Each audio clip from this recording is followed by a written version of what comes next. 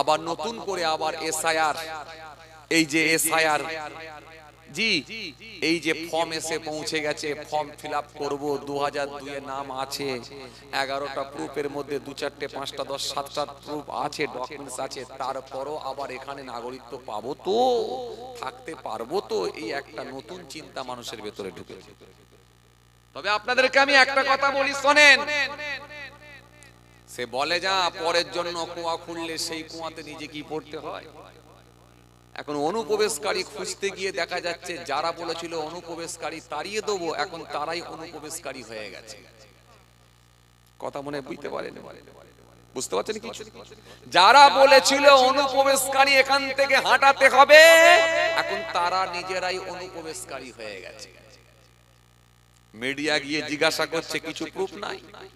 শেষে মিডিয়ার মান সম্মান নিয়ে টানাটানি চলছে। লাস্টে মুসলিম এলাকাগুলো, মুসলিম বস্তিগুলোতে গিয়ে এই তোমার কাগজ আছে প্রশ্ন করছে। আর তুই কাগজ চাওয়ার কে?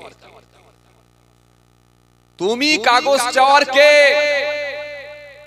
আজকে এখানে এতগুলো মিডিয়া আছে, অন ক্যামেরাই বলছি, একটা সময় আসবে মিডিয়াকেও কিন্তু মানুষ ছাড়বে না, যারা অন্যায় ভাবে মানুষের সামনে প্রশ্ন করবে। তুমি কাগজ চাওয়ার কে? তুমি কে? Were you? তুমি কে?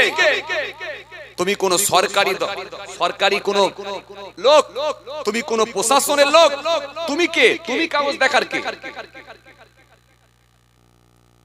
মুসলিম এলাকাগুলো, মুসলিম বস্তিগুলোতে গিয়ে জোর করে লুঙ্গি গেঞ্জি পরে আছে একটা গ্রাম্য এলাকার মানুষ। গ্রাম্য এলাকা থেকে সেই যুবকটি বড় হয়েছে, কোনোদিন মাইক্রোফোনে কথা বলে না, কোনোদিন মিডিয়ার সামনে গিয়ে বাইট দেওয়ায় অভ্যস্ত না। তাকে গিয়ে বলছে এই বাংলাদেশি বাংলাদেশি বাংলাদেশি বলে তারা কাটাচ্ছে। অথচ আপনি দেখেন ম্যাপিং এর কাজ যা হয়েছে তাতে আমরা জানতে পেরেছি আলহামদুলিল্লাহ মুসলমানদের প্রায় 97 থেকে 98% মুসলমানের নাম মিলে গেছে। জেনে গেছেন, এটা আপনারা জানেন, সোশ্যাল মিডিয়ার মাধ্যম দিয়ে জানতে পেরেছেন। তো সুতরাং মনে রাখবেন, মুসলমানেরা এই দেশে আসেনি।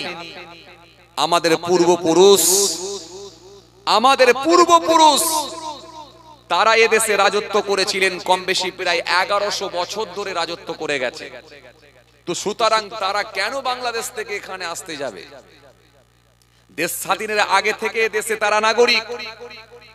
আমি তো জানতে পেরেছি, এমনও মানুষ বলছে, কেউ বলছে 1938 সালের কাগজ আছে হুজুর, কেউ বলছে 1923 সালের কাগজ আছে হুজুর। আপনি মানেন আর নাই মানেন সেটা পরের কথা, ভিন্ন কথা। আপনি যদি বলেন জোর করে নাম কাটবো বাদ দেবো, সেটা পরের কথা। কিন্তু 1933 সাল, 38 সাল, 42 সালের কাগজও লোক দেখিয়ে দেবে বলছে। তো কাকে আপনি বলবেন অনুপ্রবেশকারী, বিদেশি? শেষে আর উপায় খুঁজে পাচ্ছেন না, লাস্টে মুসলিম এলাকাগুলো গিয়ে একেবারে গ্রাম্য এলাকা, প্রত্যন্ত এলাকায় গিয়ে যে মানুষগুলো, যে মহিলাগুলো জীবনে মিডিয়ার সামনে আসে না, মাইক্রোফোনে কথা বলায় অভ্যস্ত নাই, তাদেরকে জোর করে ভুলভাল বলিয়ে নিয়ে হাইলাইট করে নিজের আপনার কি বলে ভিউজ, লাইক, শেয়ার বাড়ানোর জন্য, নিজের লাইক, শেয়ার, ভিউজ বাড়ানোর জন্য লাস্টে আপনি মুসলিম এলাকাগুলোতে গিয়ে জোর করে বলিয়ে নেবার চেষ্টা চালাচ্ছেন। এইরকম করবেন না। মিডিয়ার মাধ্যম দিয়ে সতর্ক করছি, এমন একটা টাইম আসবে তখন পাবলিক বুঝবে না, নেতার ওপরও হাত চালায়। জানেন তো, নেতাকেও মেরে মুখ ফাটিয়ে দেয় পাবলিক। এমন একটা জায়গায় যে পৌঁছে যাবেন, মিডিয়া বুঝবে না, অন্যায় প্রশ্ন করবেন, তখন মার খেয়ে মুখ ফাটিয়ে দাঁত পাত ভেঙে দিয়ে ঘর পাঠিয়ে দেবে, বুঝতে পেরে যাবে। বিহারে দেখছেন তো অলরেডি মাস শুরু হয়ে গেছে। আপনি কি মনে করেছেন আরে কার কাগজ আছে আর কার কাগজ নেই সেটা তো সরকার জিজ্ঞাসা করছে।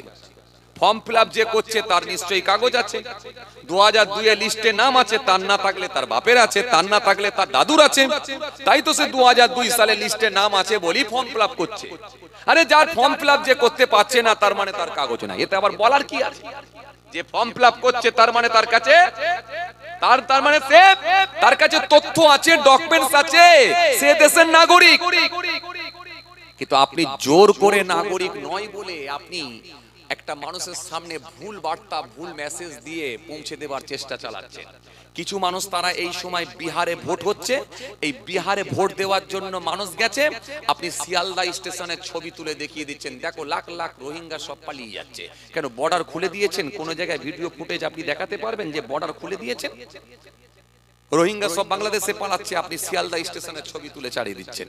আরে আপনারা জানেন না এখানে বহু বিহারি, বহু আপনার ঝাড়খণ্ডের মানুষ, বিহারের মানুষ তারা বাংলায় থাকে। তো এই বিহারি মানুষগুলো তারা নিজের কি বলে রাজ্যে গিয়ে, নিজের রাজ্যে গিয়ে, নিজের দেশে গিয়ে, নিজের দেশের রাজ্যে গিয়ে, তার যেখানে বাড়ি সেখানে গিয়ে সে বিহারে ভোট দিতে যাচ্ছে। আর আপনি শিয়ালদা স্টেশনে লাখ লাখ ছবি তুলে, লাখ লাখ লোকের ছবি তুলে, লক্ষ লক্ষ লোকের ছবি তুলে ভাইরাল করে দেখাচ্ছেন অনুপ্রবেশকারী সব পালাচ্ছে। মনে রাখবেন এই মিডিয়াকে কিন্তু ছাড়বে না। মিডিয়া এখন দলদাসে পরিণত হয়ে গেছে। মিডিয়া এখন বিভিন্ন দলে বিভক্ত হয়ে গেছে। কোন দলের টাকা খেয়ে কাজ করছে বলা মুশকিল, কার পয়সা খেয়ে কাজ করছে বলা মুশকিল। এখানে আবার অনেকগুলো মিডিয়া আছে, তোমরা যেন রাগ করো নি, হুজুর আমার দিকে বলছে না, তোমরা তো এরকম লাইনের লোক নয়। হ্যাঁ, মিডিয়া তো অনেক আজকে 3 2 5 3 8 8 3 12 13 14 15 16 17 18 19 20 21 22 23 24 25 26 27 28। তোমরা যেন ভাবনি যে হুজুর আমাদেরকে বলছে না। কিছু নেতার গোলামি করে কিছু মিডিয়া, তারা টাকা খেয়ে কাজ করে, সমাজের বুকে ফিতনা তৈরি করছে এই একটা শ্রেণীর মিডিয়া। যাক, আমি আপনাদেরকে একটাই কথা বলবো, এসআর হচ্ছে ভালো জিনিস হোক, স্বচ্ছভাবে হোক, স্বচ্ছভাবে হোক, নিরপেক্ষভাবে হোক। নিরপেক্ষভাবে যদি হয়, যদি স্বচ্ছতার সঙ্গে হয়, ইনশাআল্লাহ মুসলমানদের কোনো ক্ষতি হবে না। যাদের জন্য কুয়া খুলেছে তারা পড়বে না, বরং যারা কূপ খুলেছে, কুয়া খুলেছে তারাই পড়বে। অলরেডি আওয়াজ উঠে গেছে, দেখছেন তো মিছিল মিটিং শুরু হয়ে গেছে। বিহারে তো মাস শুরু হয়েছে জানেন আপনারা, এখানেও মিছিল মিটিং শুরু হয়ে গেছে। আর খুব শিগগিরই এখানেও বাংলাতেও মাস শুরু করে দেবে মানুষ। তবে মাঠটা আমাদেরকে শুরু করতে হবে না। শোনেন, স্টার্ট করবে ওরা, খালি গিয়ারটা দেবো আমরা। কথা মনে বুঝতে পারেন, স্টার্ট করবে কারা? ওরা। গিয়ারটা খালি চেঞ্জ করে দেবো আমরা। কাকা বাবু কেমন দিলেন গো, ব্যাস এই গিয়ারটা চেঞ্জ করবো আমরা। স্টার্ট কিন্তু করবে ওরা, আমাদেরকে স্টার্ট করতে হবে না। অনেক হয়েছে। আর এরপরে মনে রাখবেন, মুসলমান আলহামদুলিল্লাহ যখন এদেশের নাগরিক বলে প্রমাণ হবে, বুক ফুলিয়ে ঘুরবে। যদি কেউ রোহিঙ্গা বলে তখন আর মুখে কথা হবে না, ডান্ডা খেয়ে ঘর যেতে হবে।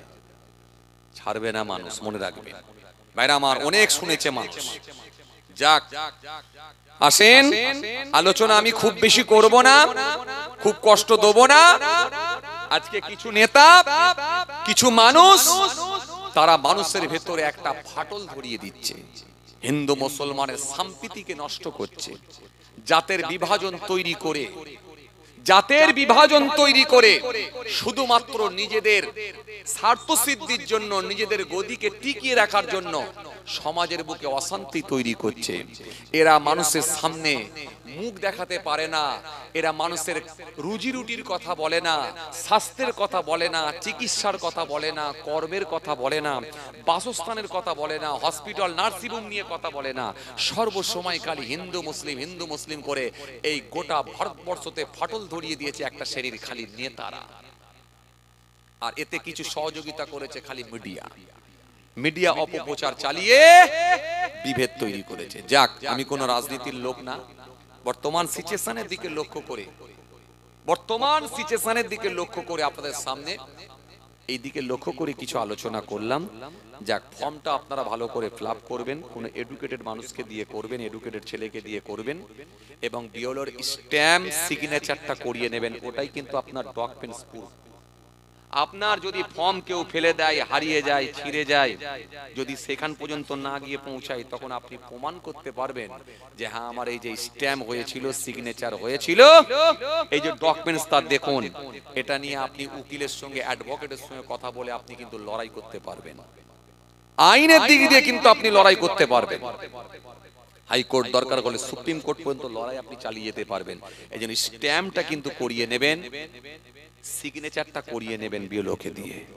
এবং যে সে ভুল যেন কেউ এসে না সই করে দেয়, খেয়াল রাখবেন। তার গলায় আই কার্ড থাকবে, একটা কার্ড থাকবে, দেখবেন ঝুলবে, এটা দেখে নেবেন কিন্তু। এক। দ্বিতীয় নাম্বার হচ্ছে যখন ফর্ম ফিল আপ করবেন, ফর্ম ফিল আপ করার আগে ওই ফর্মটাকে নিয়ে আগে জিরক্স করবেন। জিরক্স কেন, জিরক্সটা করে আগে ফিল আপ করে নেবেন। ভুলভ্রান্তি কাটাকুটি যা হোক, সাদা কালি যা হোক, জি ওই জিরক্স কপিটার উপর দিয়ে হবে।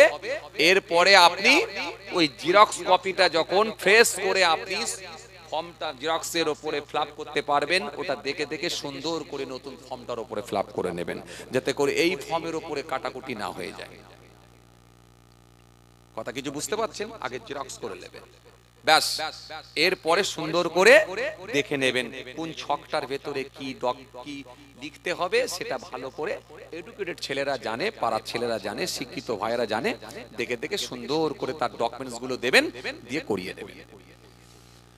যাই হোক ভাইরা আমার, বন্ধুরা আমার, সাথী মহব্বতের ভাইরা, জোরে বলেন না সুবহানাল্লাহ। একটু মহব্বতে হয় না?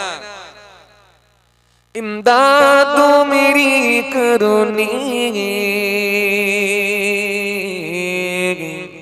आजन रसूल अल्लाह अल्लाहुम्मा। आवाज করে পড়ে সৈয়দনা ওয়া আলা আলি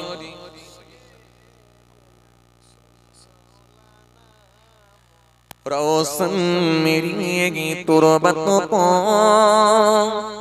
लिल्लाह जरा करना, जब तो नजर आए आका दीदार अता करना। मैं कब्र अंधेरे में घबराऊंगा जब तन्हा, इमदाद मेरी करनी आ जाना रसूल अल्लाह। इमदाद मेरी करनी आ जाना रसूल अल्लाह अल्लाहुम्मा सय्यदना व अला आलि।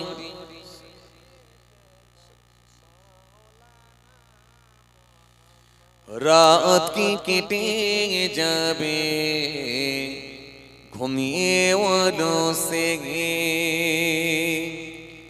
रात की केटे जाबे घूमिए वालों से। তুমি কি জানবে না তোমার নিজেকে, প্রভুকে প্রভুকে প্রভুকে প্রভুকে আল্লাহুম্মা। আওয়াজ দিয়ে পড়ে সৈয়দনা ওয়া আলা আলি।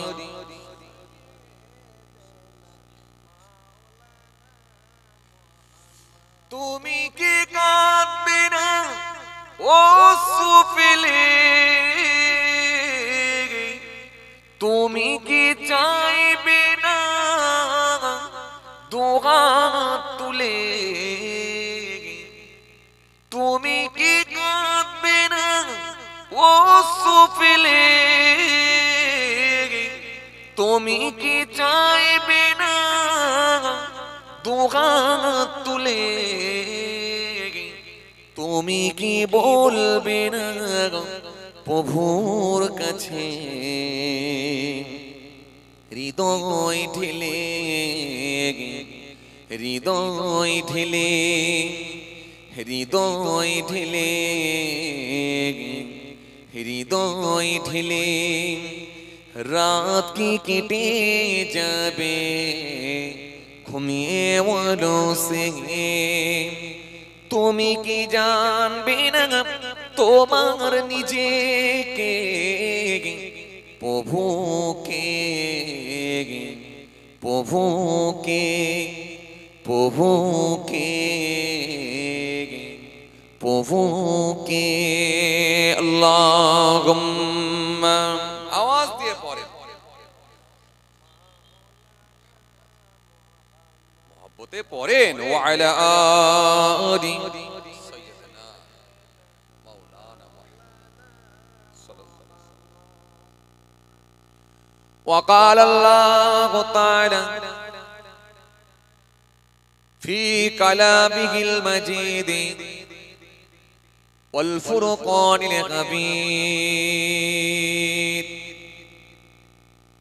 يا أيها الناس اعبدوا ربكم الذي خلقكم والذين من قبلكم لعلكم تتقون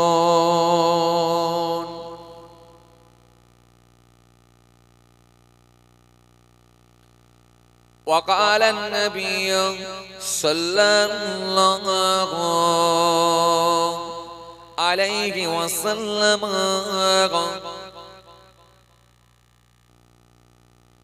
وعن ابي هريره رضي الله تعالى عنه قال كان رسول الله صلى الله عليه وسلم إذا لبس قميصا بدعا بما يمينه إلى آخر الحديث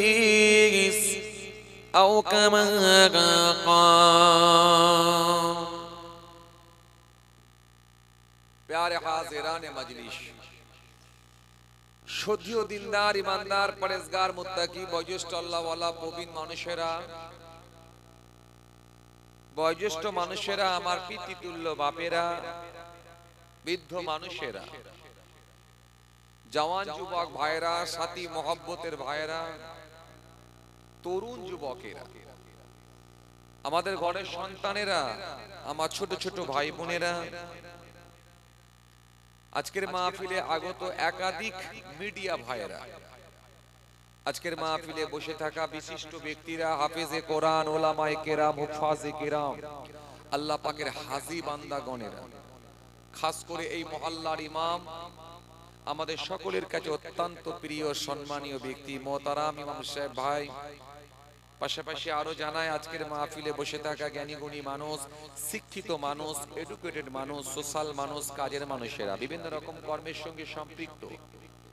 পাশাপাশি আরো জানাই আজকের মাহফিলে আগত বিভিন্ন গ্রাম থেকে, বিভিন্ন পাড়া থেকে, দূর দূরান্ত থেকে আগত মেহমানগণেরা, আজকের মাহফিলে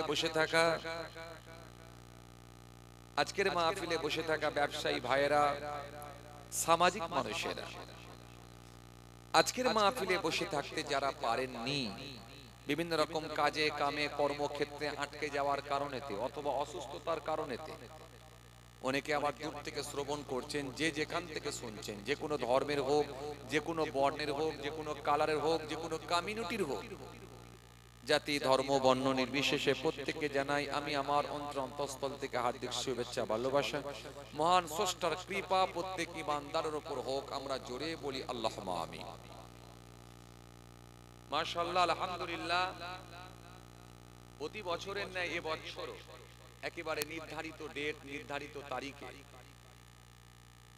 বাৎসরিক ইসালে সব এই ভেবিয়া গ্রামের পশ্চিম পাড়ার বাৎসরিক ইসালে সব গুনাহগার বেশ কয়েক বছরই পর পর আসছি, আল্লাহ আনাচ্ছেন আপনাদের খেদমতে।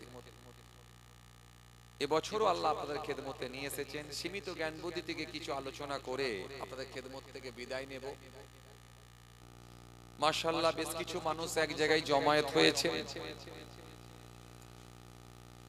দুনিয়াদারির সমস্ত রকমের পাপ কর্ম অপকর্মগুলো থেকে মহান স্রষ্টা বাঁচিয়ে দিয়ে আমার রব, আমার স্রষ্টা তার কিছু বান্দাদেরকে, তার কিছু গোলামদেরকে ভালোবেসে এরকম একটা পবিত্র মাহফিলে এক জায়গায় বসার সুযোগ করেছেন। কারণ এই মাহফিলে বসাটাও হলো একটা ভাগ্যের ব্যাপার। এই মাহফিলে বসাটাও একটা ভাগ্যের ব্যাপার, সবার নসিবে হয় না। কোরআনের মাহফিলে সবাই বসতে পারবে না, যাদেরকে আমার আল্লাহ চাইবেন তারাই আসতে পারবে, সবাই আসতে পারবে না। এই জন্য সবার নসিবে হয় না সব জিনিসটা। জলসা মাহফিল আমরা বেশি বেশি পাই বর্তমানে, এটা ঠিকই কথা, কিন্তু হতে পারে আজকের মাহফিলটাও তো জীবনের শেষ মাহফিলই হতে পারে। এর পরে মাহফিল পাবো কি পাবো না এই গ্যারান্টি এর নিশ্চয়তা নাই। মহান স্রষ্টা ইচ্ছা করলে আমাদেরকে ডেকে নিতে পারে, কিন্তু তিনি দয়া করে যখন আমাদের এই মাহফিলে একটা সুযোগ করিয়ে নিয়েছেন, আমরা যদি কিছু সময় অন্তত এখানে অতিবাহিত করি সময়টাকে, নিশ্চিত ভাবে আমরা লসে রান করব না, নিশ্চিত ভাবে আমরা সওয়াবের হকদার হব। আমার দিনদার ইমানদার নেক আল্লাহওয়ালা ভাইরা, আলোচনা খুব বেশি লম্বা করব না, খুব কষ্ট আপনাদেরকে দেবো না। শীতের রাত, একটু ঠান্ডার হাওয়া পড়ে গেছে, শীতকে উপেক্ষা করে অনেক বয়স্ক মানুষেরা, প্রবীণ মানুষেরাও এসে বসেছেন, অনেক অসুস্থ মানুষেরাও এসেছেন। খুব অল্প সময় কিছু আলোচনা করে দোয়া হয়ে যাবে। তো ভাইরা আমার, বন্ধুরা আমার, সাথী মহব্বতের ভাইরা, যে কথা বুঝাতে চাইছিলাম, সবার নসিবে হয় না এরকম মাহফিল। আল্লাহ পাক যাদেরকে সুযোগ করে দেবেন তারাই একমাত্র মাহফিলে গিয়ে বসতে পারবে। আল্লাহ পাক কিছু মানুষকে ভালোবেসে এরকম একটা পবিত্র মাহফিলে বসার সুযোগ করে দিয়েছে, তাই আমরা আসতে পেরেছি বেশ কিছু মানুষ। আবার এখন মানুষ এরকম মাহফিলগুলোর প্রতি একটু আন্তরিকতা, ভালোবাসাও কমে যাচ্ছে। এক, অত্যাধিক আমরা পাচ্ছি, আর দ্বিতীয় নাম্বার হচ্ছে এখন মোবাইলের যুগ, ফোনের যুগ হয়ে যাবার কারণেতে, সবার পকেটে পকেটে এখন অ্যান্ড্রয়েড ফোন, মোবাইল ফোন এসে যাওয়ার কারণেতে এই মাহফিলের প্রতি আমাদের আন্তরিকতা, ভালোবাসাটাও অনেকটা কমে গেছে। তবে মনে রাখবেন বাবাজি আমার, ভাইরা, এই জলসার মাহফিলের প্রতি যদি আমাদের আন্তরিকতা কমে যায়, ভালোবাসা কমে যায়, এটা দুর্ভাগ্য ছাড়া আর অন্য কিছু নয়। কারণ মনে রাখবেন, জলসা বেশি হতে পারে, সোশ্যাল মিডিয়ার মাধ্যমে মানুষের পকেটে পকেটে এখন ওয়াজ নসিহত পৌঁছে যেতে পারে, কিন্তু মনে রাখবেন এই জলসার মাহফিলের সম্মান, জলসার মাহফিলের গুরুত্ব কিন্তু মহান আল্লাহ কমিয়ে দেননি। আপনার এলাকায়, আপনার গ্রামে, আপনার পাড়ায় যে জলসাটা হয়, আকারে ছোট হোক, ক্ষুদ্র হোক, আকারে বৃহৎ হোক, ছোট বড় মাঝারি, এটা ফ্যাক্ট নয়, বাট আল্লাহর দরবারে যদি কবুল হয় এটাই বড় ব্যাপার। আল্লাহর দরবারে যদি কবুল হয়ে যায়, মহান আল্লাহ যদি ভালোবেসে সেটাকে কবুল করে দেন, আমাদের নিয়ত যদি ঠিক থাকে, খুলসিয়াত যদি ঠিক থাকে, মহান আল্লাহর সন্তুষ্টির জন্য করেছি এই নিয়ত যদি হয়, আমার আল্লাহ যদি কবুল করে নেয়, তাহলে জানবেন বিরাট ব্যাপার। লাখ লাখ টাকা খরচা করে জলসার মাহফিল হয়। এ তো গতকালকে মাহফিল করলাম, হাজার হাজার লোক। তো সব জায়গায় যে লোক কম হয় তা না, হাজার হাজার লোকও হয়। কিন্তু আমি বুঝাতে চাইছি, এটা লাখ লাখ টাকা খরচা করে জলসার মাহফিল দেয়, এমনও জায়গা আছে, এমনও কমিটি আছে।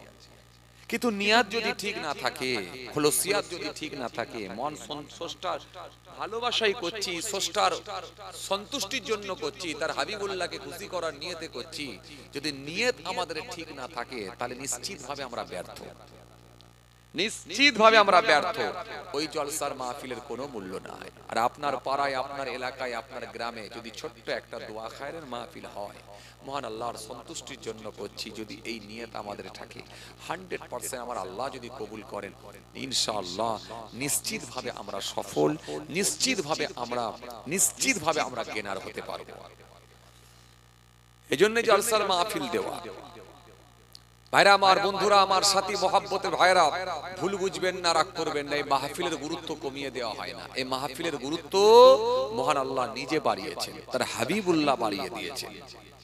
এই জন্য মাহফিল তার রাসূলুল্লাহ নিজে করেছেন, সাহাবায়ে কিরামেরা করেছেন, তাবেঈনরা করেছেন, তাবেঈনরা করেছেন, মুহাদ্দিসিন কিরামগণেরা করেছেন, মুফাসসিরিন কিরামগণেরা করেছেন, ফাকিহগণেরা করেছেন, সুফিগণেরা করেছেন। এই মাহফিলগুলো হয়।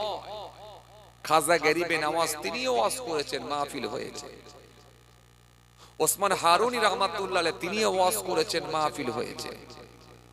জি, সুফি ফাতেহ আলী ওয়াইসি রহমাতুল্লাহ আলাইহি তিনিও ওয়াজ করেছেন, মাহফিল হয়েছে। ফুরফুরা শরীফের আবু বকর সিদ্দিক দাদা হুজুর পীর কেবলা রহমাতুল্লাহ আলাইহি তিনিও ওয়াজ করেছেন, মাহফিল হয়েছে। কাইয়ুমুজ জামান বড় হুজুর পীর কেবলা রহমাতুল্লাহ তিনিও ওয়াজ করেছেন, মাহফিল হয়েছে। বসিরাট আল্লামা রুহুল আমিন রহমাতুল্লাহ আলাইহি তিনিও ওয়াজ করেছেন, মাহফিল হয়েছে। নিসার উদ্দিন রহমাতুল্লাহ আলাইহি তিনিও ওয়াজ করেছেন, মাহফিল হয়েছে। মুফতি আজম মেজলা হুজুর পীর কেবলা রহমাতুল্লাহ আলাইহি তিনিও ওয়াজ করেছেন, মাহফিল হয়েছে। সুতরাং মাহফিলের গুরুত্ব কমে না, কমে না। এই সিস্টেম, এই প্রথা সে রাসূলুল্লাহ সাল্লাল্লাহু আলাইহি ওয়াসাল্লাম থেকে হয়ে আসছে। সুতরাং আপনি মাহফিলে গিয়ে যদি বসেন 100% রাসূলুল্লাহর দেখানো নবীর তরিকা, নবীর দেখানো পদ্ধতিতে আপনি মাহফিল দিয়ে যদি আপনি বসতে পারেন 100% আপনি সওয়াবের হকদার হবেন। আমার দিনদার ইমানদার নেক আল্লাহওয়ালা ভাইরা, আমরা এমনও মানুষ থাকি দিনের বেলা দেখবেন একবার, দুবার, চারবার সুবহানাল্লাহ, দরুদ শরীফ, আলহামদুলিল্লাহ, আল্লাহু আকবার, এই আল্লাহর নামে তাসবিহ গুলো পড়ার সৌভাগ্য হয়নি। সুযোগ থাকে তবু হয়নি, কাজে কামে ব্যস্ততার কারণেতে ইত্যাদি ব্যস্ততার কারণেতে আমাদের সুযোগ থাকলেও হয়নি। কিন্তু এরকম একটা পবিত্র মাহফিলে যখন চলে আসি, সেটা আকারে ছোট হোক, ক্ষুদ্র হোক, বড় হোক, মাঝারি হোক, যাই হোক, কিন্তু এই মাহফিলে আমরা দু চারবার আল্লাহর নামে তাসবিহ পড়ার সুযোগ পাই, সুবহানাল্লাহ, আলহামদুলিল্লাহ, আল্লাহু আকবার গুলো বলতে পারি।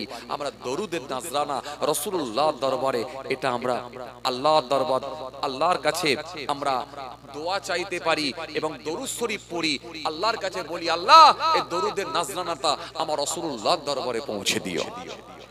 এই সুযোগটা আমরা পাই। কিন্তু যারা এই মাহফিলগুলোতে আসেনি, নিশ্চিতভাবে তারা ব্যর্থ। এইজন্য সবার নসিব হয় না। প্রচুর টাকার মালিক হবেন, কিন্তু হজ করার সৌভাগ্য হবে না। প্রচুর টাকার মালিক হয়, খালি যাবো যাবো যাবো করতে করতে করতে করতে আল্লাহ বলে, আজ যেতে হবে না, চলে আয়, তুই আমার কাছে ডাইরেক্ট চলে আয়, চলে ভেতরে চলে আয়, মাটির তলায় চলে যাবে, কিন্তু হজ করা নসিব হবে না। আবার এমনও গরিব মানুষ আছে দেখবেন, জি, সংসার চালিয়ে, জি, সমস্ত কিছু মেনটেন করে একটা অংশ টাকা জমিয়ে জমিয়ে জমিয়ে জমিয়ে একবার না একবার আল্লাহর কাবা, বাইতুল্লাহ, তওয়াফ, নবীর রওজা জিয়ারত হয়ে গেছে। সবাইকে আল্লাহ সব জিনিসটা দেয় না। ভাইরা আমার, বন্ধুরা আমার, সাথী মহব্বতের ভাইরা, যাই হোক, আলহামদুলিল্লাহ, আপনারা জ্ঞানী মানুষ, এডুকেটেড মানুষ, শিক্ষিত মানুষ, ধার্মিক মানুষ। আমি খুব বেশি আলোচনা করব না, খুব বেশি কষ্ট আপনাদেরকে দেব না, খুব বেশি আলোচনা করতেও চাই না। বর্তমান সময়ে কাজে কামে চাপ বেড়ে গিয়েছে, মানুষ এখন চিন্তিত হয়ে পড়েছে, টেনশনের সঙ্গে যুক্ত। আবার নতুন করে আবার এসআইআর, এই যে এসআইআর, জি, এই যে ফর্ম এসে পৌঁছে গেছে, ফর্ম ফিলআপ করব, 2002 এর নাম আছে, 11টা প্রুফের মধ্যে 2, 4, 5, 10, 7টা প্রুফ আছে, ডকুমেন্টস আছে, তারপরও আবার এখানে নাগরিকত্ব পাবো তো, থাকতে পারবো তো, এই একটা নতুন চিন্তা মানুষের ভেতরে ঢুকেছে। তবে আপনাদেরকে আমি একটা কথা বলি, শোনেন, সে বলে যা, পরের জন্য কুয়া খুললে সেই কুয়াতে নিজে কি পড়তে হয়। এখন অনুপ্রবেশকারী খুঁজতে গিয়ে দেখা যাচ্ছে, যারা বলেছিল অনুপ্রবেশকারী তাড়িয়ে দেবো, এখন তারাই অনুপ্রবেশকারী হয়ে গেছে। কথা মনে বুঝতে পারেন, বুঝতে পারছেন কিছু? যারা বলেছিল অনুপ্রবেশকারী এখান থেকে হাঁটাতে হবে, এখন তারা নিজেরাই অনুপ্রবেশকারী হয়ে গেছে। মিডিয়া গিয়ে জিজ্ঞাসা করছে, কিছু প্রুফ নাই। শেষে মিডিয়ার মান সম্মান নিয়ে টানাটানি চলছে। লাস্টে মুসলিম এলাকাগুলো, মুসলিম বস্তিগুলোতে গিয়ে, এই তোমার কাগজ আছে, প্রশ্ন করছে, আর তুই কাগজ চাওয়ার কে?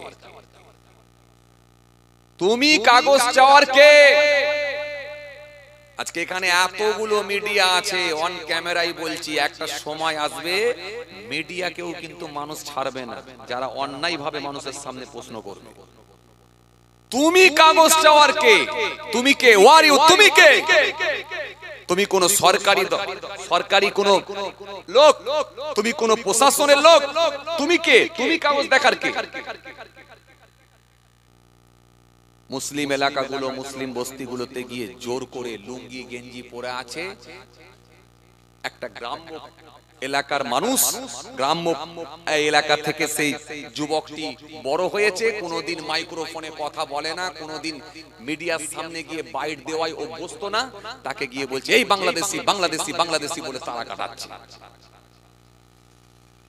অথচ আপনি দেখেন ম্যাপিং এর কাজ যা হয়েছে তাতে আমরা জানতে পেরেছি আলহামদুলিল্লাহ মুসলমানদের প্রায় 97 থেকে 98% মুসলমানের নাম মিলে গেছে।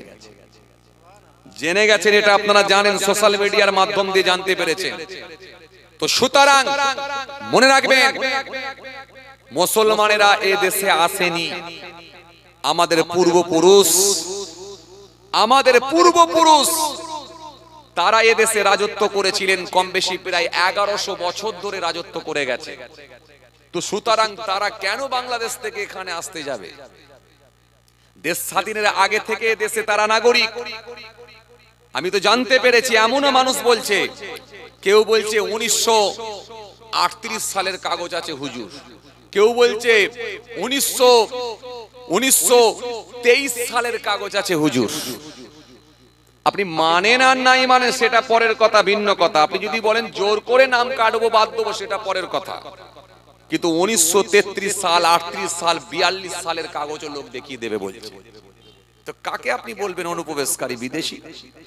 শেষে আর উপায় খুঁজে পাচ্ছেন না, লাস্টে মুসলিম এলাকাগুলো গিয়ে একেবারে গ্রাম্য এলাকা প্রত্যন্ত এলাকায় গিয়ে যে মানুষগুলো, যে মহিলাগুলো জীবনে মিডিয়ার সামনে আসে না, মাইক্রোফোনে কথা বলায় অভ্যস্ত নাই, তাদেরকে জোর করে ভুলভাল বলিয়ে নিয়ে হাইলাইট করে নিজের আপনার কি বলে ভিউজ লাইক শেয়ার বাড়ানোর জন্য, নিজের লাইক শেয়ার ভিউজ বাড়ানোর জন্য লাস্টে আপনি মুসলিম এলাকাগুলোতে গিয়ে জোর করে বলিয়ে নেবার চেষ্টা চালাচ্ছেন।